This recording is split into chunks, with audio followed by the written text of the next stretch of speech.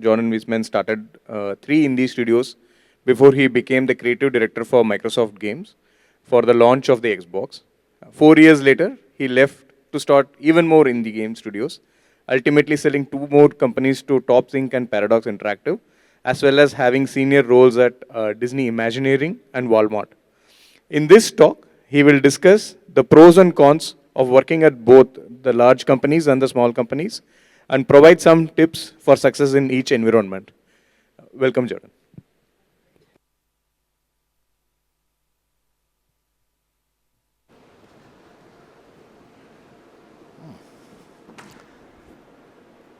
Hello. Let's see. There we go. Hi, how are you? So it's a business track, so I wore a business shirt because, always good to dress up for your business meetings. As I mentioned, I've been doing this for quite some time.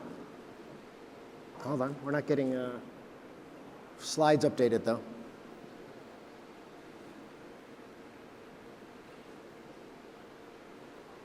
A little bit of technical difficulty. Yeah, it's advancing down here, but not up there.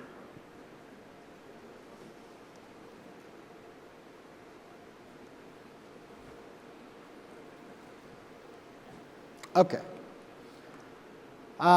So as briefly mentioned, I'm old. I've been doing this for a long time through a variety of different kinds of environments. A lot of startups, and then a handful of corporate roles, generally through acquisition. And so I thought what I'd do is just kind of walk through these 44 years of experience and kind of what I learned from each one of them.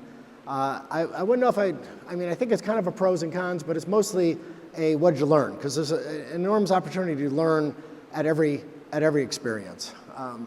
Starting from the beginning, I grew up in the Midwest, played D&D the year it came out, went off to a Merchant Marine Academy to have a life at sea, encountered a bridge simulator. This was early, like 1980, 1979, and became determined that this kind of immersive simulation was the future of entertainment, right? That going and having this kind of social experience inside of a virtual environment, that was where the future was going. So I did what every rational person does. I dropped out of school immediately, went home, wrote up what I thought was a business plan, took it out to investors, and of course they laughed a lot because no one understood what the hell I was talking about. There was no such thing as computer games. There was no such thing as virtual reality. And I was a college dropout who didn't know shit. So why were they going to give me any money? So I pivoted from that to kind of almost accidentally. I had learned how to do a lot of drafting at the academy, so I started drafting up Starship deck plans for the tabletop RPG that we were playing, which was called Traveler. And then the guys who made Traveler saw that and they said, oh, you should sell those. And I was like, cool, I'll sell those. And that became a company called FAFSA, a tabletop game company, where we then started to really branch out. We got the Star Trek license and did Star Trek RPGs, created a game called Battletech, which led to MechWarrior and a large franchise, and Shadowrun, another large franchise, grew out of that, and eventually Crimson Sky. So we started to develop these IPs at this tabletop game company, which grew enough to be able to start to fund the original idea of doing the virtual reality. So what did I learn at that first tabletop game company? First thing I learned is be careful how you pick your partners. I had a great partner, but it was kind of by accident. I mean, that partnership formed by my gaming group, and I said, hey, I'm going to print these up, and anybody else got $150 they want to throw in and be my partner? That's not enough due diligence on who should be your partner. This is a really important choice you're making, and you really want to discuss, goals and work ethics and business ethics. You want to be able to establish responsibilities, who's going to be doing what. You want to negotiate the divorce in advance, because, like for instance, me and my partner, we worked together really well, but we had very different ways of working, right? I was a kind of 24/7 hard driving, and he was very 9 to 5, right? I was, doing all the big vision for where we should go, and he was kind of really, he'd say, oh, okay, we want to go that way, and he would start to lay out the steps to get there. And a couple years in, I was starting to feel that it wasn't fair, that I was putting in a lot more work and a lot more of the quote-unquote big ideas. And so I sat down with him. I said, I don't think this is right. I think, the equity isn't fair being 50-50. We should readjust it. And he thought about it, and he said, no, that's not the deal. We made a deal. It was 50-50. And so I went home and thought about that. And I was like, he's not wrong. He hasn't done anything wrong. He's not cheating me. He's not, he's being a good partner, a good worker. And it was my fault. I didn't do the work ahead of time. I didn't think about this enough. So I made a bad deal. And I decided, you know what? I'm going to just put that down and keep going. Because yes, we had something that was really starting to work, and we had some market traction, and I didn't want to blow it up and then say, oh, I'll just go over and start over again.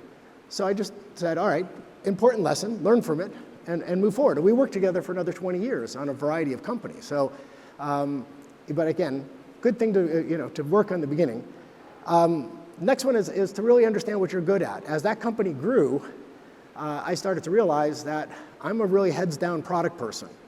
And when the team started to really grow, that it needed actually good management and good fiscal management. So I needed to bring in people to help me with that, rather than try to hold all that really close and do it all myself. Focus on what I was good at, which was the product and the community, and bring in others to help on the rest. And then trust them to do their jobs. If you try to micromanage them, right, then you end up with not being able to get enough done. You can't do your job and theirs, right? And then eventually building our own IP, it was really important. We started with Star Trek, and it was a licensed one. It really grew our market enormously. But I start to view licensed IP as what I call renting revenue. You don't own the underlying value, right? So you're using it to access an audience. You can drive a lot of revenue from it, but it doesn't build enterprise values anywhere near as much as IP that you actually own and control. All right, so FASA was used to fund Virtual World, which took me back to the original goal of setting up these simulation centers. And so these are some of the early generations of the cockpits, and on the right there is what the very first Battletech Center in Chicago looked like.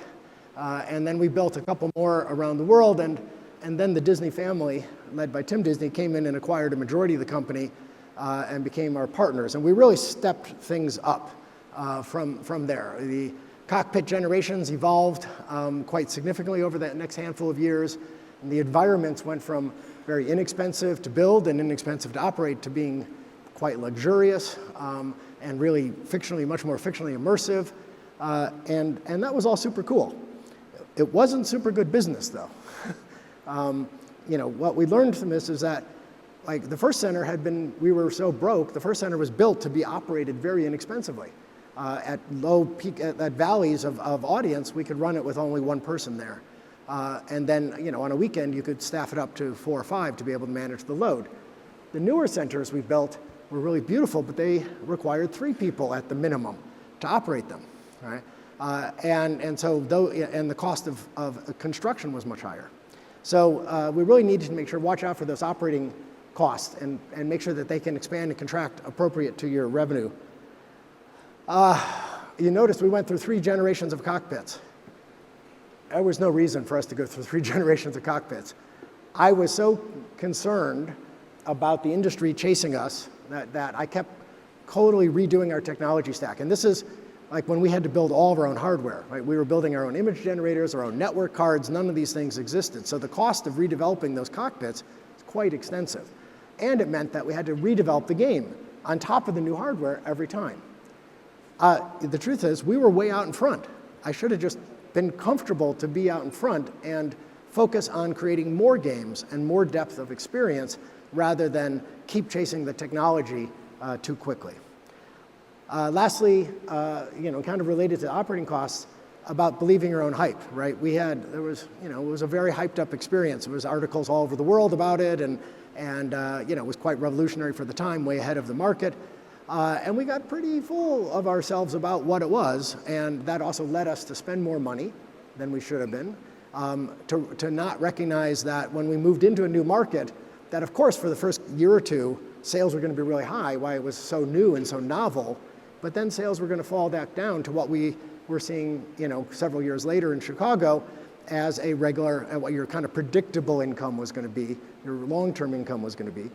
So it was, it is really important to be trusting your data and not your hype for making your business plans. The other thing that's really important is to really understand your audience and who you're designing for, right? And my experience is that every game audience, and it's probably true of every audience elsewhere, I don't know, I only make games, it really kind of falls into three camps, and it's a pyramid, right? You've got a small percentage of people on the top who are you're obsessed, you're kind of mid-tier engaged, and your bottom casual. But of course, from a revenue standpoint, it's completely opposite, right? Your whales, that small percentage on the top, present the majority of your revenue. And they're also the most vocal, right? They're the ones who are really demanding more features, more depth, more complication. And often if you listen to that, right, you start, following the money, listening to where the money is telling you to do, you start making your game less and less accessible, right? And so at the beginning, that doesn't bother you because I'm losing people on the bottom of the pyramid, but they didn't represent much revenue, so I'm not really concerned about it. But in reality, the triangle always will snap into proportion. So as you reduce the base, the top is going to shrink, and that's going to have enormous impact on your revenue. So you have to be very, very careful. What we learned in this experience, all these years ago, is that you had to be really careful about how you take that input, and that you always keep your development in balance so that you're not getting making your product less and less accessible in response to your whales that are demanding from it. All right, so then we moved to PC games, and the BattleTech and MechWarrior franchise had been licensed and been very successful by Infocom and Activision doing great games set in that world, and those licenses were expiring, so we rolled those into our new company, FASA Interactive, or FASA Studio /Interactive, and produced a new game called Mech Commander, and that company started producing the MechWarriors and the Mech Commanders for like MechWarrior 3 and on, and it was acquired by Microsoft Games, which moved us all out to Seattle. And what I learned at FASA Interactive, a couple important things. If it's your company, don't hire your boss. We had a very weird situation where we brought in an outside CEO, and yet, as the owner, I was then reporting to the CEO, and that created a very weird situation for the team, and a frustrating environment for me on that. We were very caught up, I think, led into the kind of classic alpha male development culture, which was pretty typical in those era, and really just always was terrible and toxic. And basically, as a combination of both of these things, my wife and partner through many of these businesses said, why are you driving yourself crazy? Why don't you just leave and go start something else? And so I told the board of directors that's what I was going to do, and then they said, well, if you're going to leave, then we're going to sell the company. I was like, go ahead. And that's how we ended up being bought by Microsoft, and I ended up moving out to Microsoft. The other key thing that was really important for me here was that when she kicked my ass on this, was that I hadn't designed a new game in 10 years, right? I had been working on the virtual reality sites, and all of these were kind of in-depth explorations of the IP that I had created 10 years earlier. And so at night, I just started working on a new game setting, which became Crimson Skies.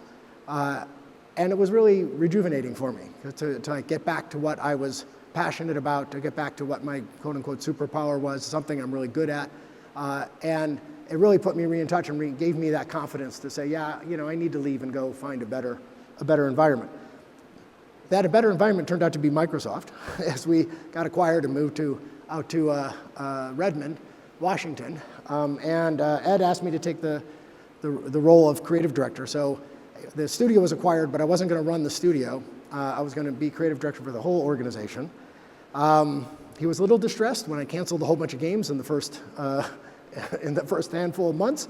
But there was a lot of stuff that was just, it was coming into a situation realizing we were working on a lot of things that were just never going to ship. And there was a lot of growth that Microsoft culture needed to do about game development. This was, a relatively new thing for Microsoft. And Ed, who's incredibly smart and passionate, was new for him as well in terms of how to make games. So there was a lot of learning that was going on at the division at the time. And so we established a lot of things like, like a design process and a review and approval. I tried to break down the walls between marketing and product development, which at big companies are like, I don't know, 1,000-story walls between the two, and like one would make something and throw it over that giant wall, and the other side would then be stuck with marketing it. And I just always really felt that when we're creating entertainment, the audience journey starts at the first piece of content they see, which is marketing, and it has to go all the way through to the closing credits. And so it really should be a collaborative experience all the way through that. That didn't work. I invited them into all of our sessions, which they were very happy and excited to be part of, the early gestation parts of the product and the design of it and so on. And then when it came to their side of the project of like doing the marketing, they were like, oh yeah, you're not allowed here because, what do you know about marketing? So that was really frustrating. But developed a franchise development team on the premise that we're spending all this money building these games, but we should really build out the world around those games so that if they're successful, we really have some track that we've laid in front of us that we can move through without getting into kind of bad sequel-itis, right? Where we have a world to explore rather than just a title. And then I created a Blue Sky mostly for my own sanity, but then also did projects like the Crimson Skies PC game or the ARGs that we did with Spielberg and so on inside that Blue Sky project. Then came Xbox. Xbox was interesting. We were at a games group that was just new and just starting to get its feet under it, just had some initial successes. And then we were driven to go create a console. And the reality is it had nothing to do with making video games, right? Sony had been incredibly successful with the PlayStation 2 and started talking about how PlayStation was going to be the operating system of the living room. Well, you don't say operating system without getting Bill Gates' attention. And he had been trying for years to get Windows out of the den and into the living room, and had spent billions of dollars on set-top cable boxes and other attempts to do so, and now saw that, hey, wait, maybe video games is the Trojan horse that can get Windows into the living room. So that's what really drove our initiative. And we had to learn a lot to learn because, one, there was a false assumption that if you knew how to make a PC game, you know how to make a console game. And the two are very, very different. And yet our management didn't initially understand that. And so we had a lot of education to do on our own. We had to learn a lot. We had to bring in a lot more talent to be able to make that. We also, the organization didn't really understand how to do hardware efficiency because it wasn't really a hardware company. And there was a huge amount of learning there, and a very costly surprise to find out that Windows required a hard drive. So Xbox had to have a hard drive, even though there was no real business case reason for it to have a hard drive. And that generated billions of dollars of cost. And as mentioned, all this meant that we grew quite significantly to about 1,500 people. So I was flying around a lot. What I learned at this was the first time I'd had a job working for anyone else. And Ed was a great boss. But I learned a lot about kind of working in a larger structure, which is, I saw different people managing their careers in different ways. Like either they were really focused on creating product, or they were really focused on managing their career. And the two things often didn't overlap. There were people who had super successful careers who weren't about managing product or getting product shipped. A large organization has so many agendas moving that it's very hard to have that kind of laser focus, which is what you can do at a startup, where you're just focused on one product, one market, one customer, and you can really innovate against that. Here, we were constantly being stymied by things that other groups were doing or thought they would do or might do, which then meant we couldn't do something that was really right for our product because of these other potential agenda conflicts, which kind of led into the whole kind of larger organization turf wars and politics, which just always consume a lot of energy at large organizations. And what I learned is that, came to encounter is that there's a fair amount of risk averse, right? People didn't want to make decisions because decisions could be wrong, and wrong is not good for your career. So I started to really learn like, well, how do I manage up, right? Which was a new concept for me because I hadn't ever had to do that before. And I kind of came to two kind of learnings on that. One was I realized that people needed a way to structure the information that we were presenting so that they had a better chance of being able to make what they thought was an informed decision at the end of the meeting or at the end of the cycle. So I would start meetings by saying, at the end of this meeting, I'm going to provide you the following choices. This created kind of a bucketing system in people's heads so that then as we went through the meeting and we were presenting information, they could then start to kind of bucket that. Where did that go? Fund the game, kill the game, delay the decision. Delay the decision is a particularly interesting one. It is by far the most common decision that happens in any meeting. And often it's because it feels like the least risky one. And so it became really important for me to illustrate why delaying the decision was a risky decision, right? What is the cost of this? Like, okay, this team is burning X amount of dollars per day, so every day we don't make a decision, we're burning that money.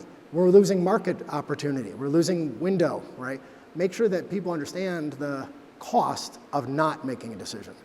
I remember once at Disney, years later, we were, had a meeting for doing a presentation to the head of Imagineering, who I knew relatively well, but this meeting kept getting delayed and delayed, and every time the meeting would be delayed, the team would go back and work on the project more because they had more time, they could make it better. When we finally got that meeting together, I had done the money, done the math, and I said, Bob, you realize this meeting now has cost $500,000. That's how much money that got spent in the delays because of the team going and constantly working on it. The other method that I was fortunate enough to be able to pursue, which is decide you're okay for being fired, to do the right thing, right? Some things that are right for the company and right for the consumer are not the things that end up getting done in an organization because people are afraid to take that decision, right? And so a couple of times I was in a position where I could afford to get fired, and I have to do I believe what's right for the company and the customer in the long run. And I went around my bosses, and went for it anyway. And luckily those worked out, but I had the support at home that she said, it's okay, you can go get fired, it's okay. But you really want to make sure that you're doing this not because your ego, or you're not doing this because it's something you're just super passionate about, but because you actually have the data and the information to say this is really the right thing for the company. All right, moving on. So after while at Microsoft, my kids had wanted to get into this miniature figure game called Warhammer, which is looks like this when it's presented, but looks like this when you buy it. And my kids, they were 8 and 10 at the time, and they just couldn't put those together or paint them or look at that rule book, which is big enough to club somebody to death with. And it was just really inaccessible to them. So I started thinking about that and tried to design a better, kind of more accessible miniature figurine game.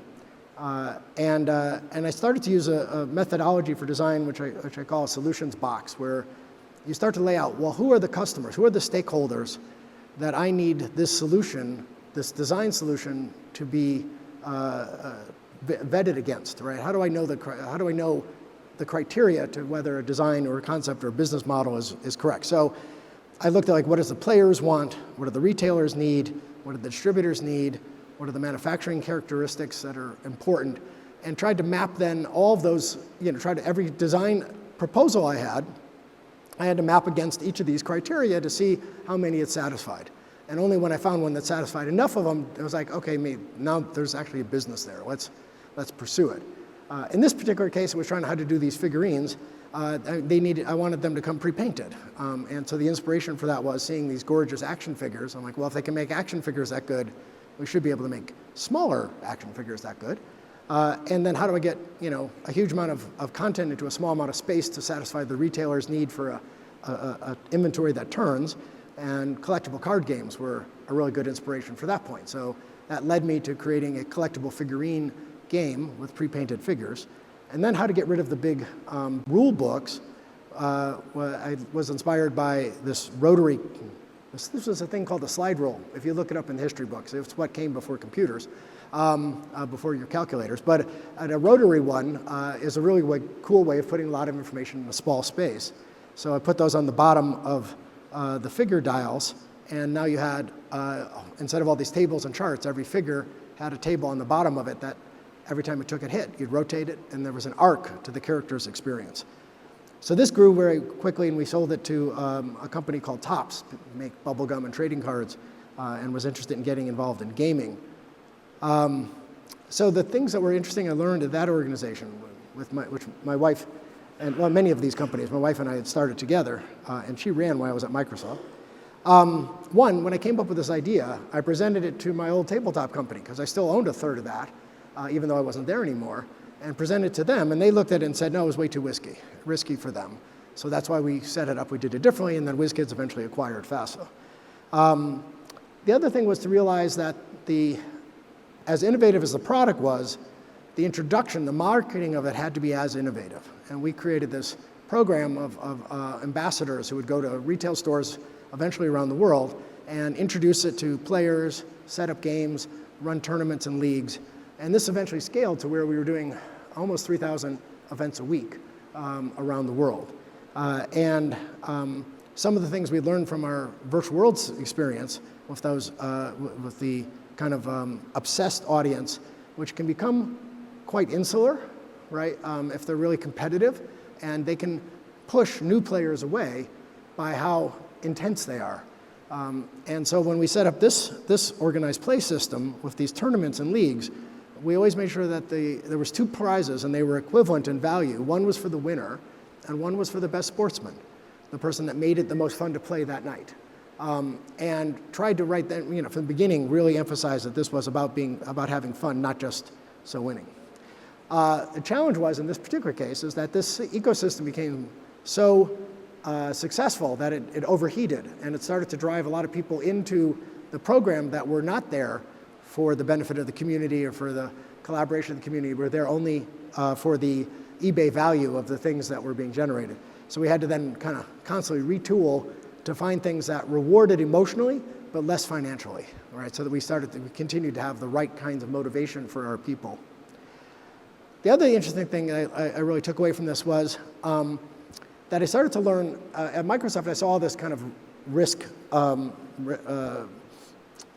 averseness, and I thought it was financially motivated. And at this company, I got the insight that it really isn't financially motivated. Because here people had left good paying jobs to come to this brand new company with no market validation. So they were taking a huge financial risk in their life. And now we were very successful. We were the golden boy of the industry, had 3 big hits in a row, all based on that one innovation. And so I then introduced a new game concept, and everybody was scared of it. No one wanted to do it. And I'm like, it's such, if we lose every penny, it's meaningless. It really won't have a financial impact on the company at all. And they were still very scared about it. And I realized that the fear was emotional. They didn't want to fail in public. When we first started, if we failed, it was no problem because it was tiny. And it was expected that a brand new thing would fail. But now that we were successful, failure carried a much larger emotional pain point than it did when we were small. And that's a hard thing to get over. You have to be ready to pratfall on your face all the time, no matter how successful or big you are, in order to keep innovating. So, and then the other last thing I realized, like when we sold to Microsoft, I was like, oh, we were kind of meaningless in the overall scale of things, and I wanted to matter to our parent company until I was on analyst calls, because Topps was public, and then I realized I never want to matter in a public company, because that's really a pain to run. All right, so why did we do, well, I'm going to skip ahead here, because is this time right, or are we running out? Is that right? Okay, well, for some reason, I thought I had a bunch more time. So I'm going to come through to the end, and then I can answer stuff later, because if that's real time, I want to make sure we leave some questions. All right. There were a lot more stuff I learned in there, but we'll let it go. All right, so this one isn't, I just want to touch on this one. So I went back into the third tabletop game company, and it failed miserably. And that was kind of a surprise to me, because I thought I knew everything there was to know about doing tabletop game companies, which was exactly the problem. I didn't do my homework. I didn't go back and build that solution box and do the research, because no industry ever stays the same, no market ever stays the same, no player base ever stays the same. It's constantly changing. And so if you think you know it all, you've already failed. So you really have to go back and constantly do the research, regardless of how many years you've been doing it. Our most recent PC game company was called Harebrained Schemes, which started in mobile games and then went into PC games. And it was all crowdfunded. We had no outside investment back when crowdfunding was a little bit more valid way to do that. And I think one of the things with that company, we named it Harebrained Schemes because we wanted this concept of being able to explore anything we want, just do any kind of thing that struck our imagination. And that was fun, but it also probably wasn't the best business plan, right? We should have probably focused on our strengths, picked a genre of game, and really stuck with it and built a long track record with it. We also, even though I've had this mistake earlier in my career, I made it again, which is I put up with people who were toxic to the team. Incredibly talented, but toxic to the team. And we kept fooling ourselves saying, oh, we'll just get to this milestone and then we'll be able to part ways with them. And it never gets better. And I should have really, learned that one a long time ago. You need to always be focused on the health of the team. Individual talent can't compensate for the damage that an asshole can do to your team, All right, and I'm going to go through just to the end here. Entrepreneur, restaurateur, two French words mean the same thing. Likely to fail, and failure is that presumption of failure is actually an enormous strength for you. Take it, the advantage and try to figure out how to fail as quickly as you can. I think at the end, just say a couple of things. One, design your company and your games and your products for a specific audience, right? Figure out what that success requirements box are. Make sure you vet your business plan and your design concepts against that to make sure it's meeting all of the stakeholders' requirements. When you start to develop in a way that allows you to fail as quickly as possible. Choose the hardest parts of the project and do them early so that if they don't work, you can pivot or at least you can stop spending money, right? Test early and often. I find that being the boss, which is really not something, we start companies because we come up with ideas, not because we're actually good at running companies. And that vision, that ability to inspire and develop confidence in that vision is your key asset, right? And it is, confidence is a tricky word, right? It's like you've heard a con man or a con game, right? Convince somebody that something exists when it doesn't. Well, that's also what happens when you're starting a company. You're presenting a vision for this, and you want to build confidence in that vision. You also then need to be able to have a small enough ego to take all the good input from the people of your team to make that idea better and better, right? So you have to have a big enough ego to go put it out there and a small enough ego to evolve it with your team. Always be honest with your team. Be clear about runway. No one should be surprised when all of a sudden you're closing the doors. It's like your team should know, we've got X amount of money left in the bank, and we're going to run out of money at this stage, right? And you think, well, they're all going to flee from me. Well, some will have to, right? They can't take that risk for their family, and most will stay with you because they were there to believe in the vision to begin with, and your honesty with them is going to be really important. We talked about making decisions. The only advantage you have as an entrepreneur over a large company is your ability to make decisions quickly. And if you give that ability away, you've just lost your key advantage. You can make 10 decisions in the time it takes a big company to make one, and what most people delay a decision for is like, oh, I don't have enough information. Well, often that's not really true, but sometimes it is. So be crisp about what is the information you are missing to make the decision. Then how long will it take me to get that information? And if it's too long, then make the decision with the information you have. A bad decision today is actually is better than a great decision too late, right? Because you can pivot from the decision, but you keep moving forward, right? So figure out what information you need and then make the decision as best you can. There is no such thing as perfect information, You're never going to have the data that 100% validates a decision. If it did, then you're looking backwards, not forwards, right? We're only trying to predict the future. So be comfortable being wrong, being comfortable being dumb. Your job is never to know everything. No one does, right? Actually, when Tim Disney invested in and bought a majority of Virtual World, and he had looked at every other company out there, and I asked, well, why did you choose us? And he said, because you're the only one who occasionally would answer a question with the line, I don't know. Everybody else was like, they knew everything, and you were the only one who acknowledged there are things you don't know. And it's important to be clear about what you don't know. Okay, so I don't know if we have a minute or two to take questions or not. Okay, so yeah, because I ran long, we'll take questions out in the hallway, but thank you very much for your time.